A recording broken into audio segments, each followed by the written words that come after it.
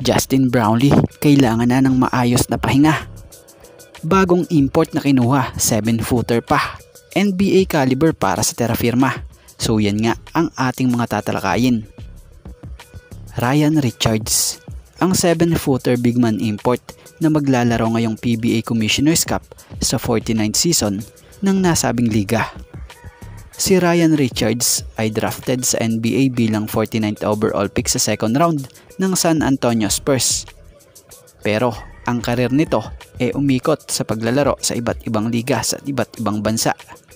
Batay sa nakalap nating impormasyon, huling naglaro ito para sa team ng Gaiteros del Zulia na team based in Maracaibo, Venezuela. So ang nasabing 7-footer import na ito ay inaasahang darating sa Lunes para lumahok sa terra firma.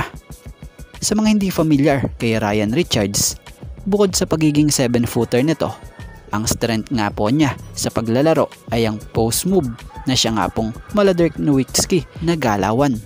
Ang maganda pa sa estilo ng laro niya, kaya niya nga po magdala ng bola dahil kung aakalain mo nga gwardiya kung gumalaw pagdating sa dribbling skills niya. Bukod dyan, dahil matangkad nga, asahan mo sa PBA na mangingibabaw talaga yan dahil sa taas niya.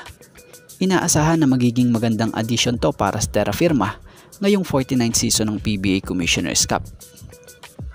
At about naman tayo rito kay Ginebra resident import Justin Brownlee.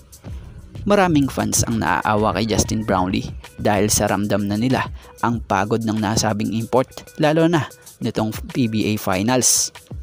Dahil sa sunod-sunod na nga ring stint ng paglalaro nito, hindi lang sa PBA, maging sa ibang liga, at ngayon sasalang muli siya para sa Gilas Pilipinas. So ayon nga sa nabasa natin sa isang post or website nitong si Fast Break Credit po, hinihimok nga ng mga Ginebra fans ang Ginebra na ipahinga muna raw itong si Justin Brownlee sa Commissioner's Cup. So sana nga raw bigyan ng chance na makapagpahinga ng ayos si JB at kumuha muna raw ang mga ito ng mas malaking import. Total, ang liga naman raw ay allow sa Commissioner's Cup kumuha ng mga malalaking import.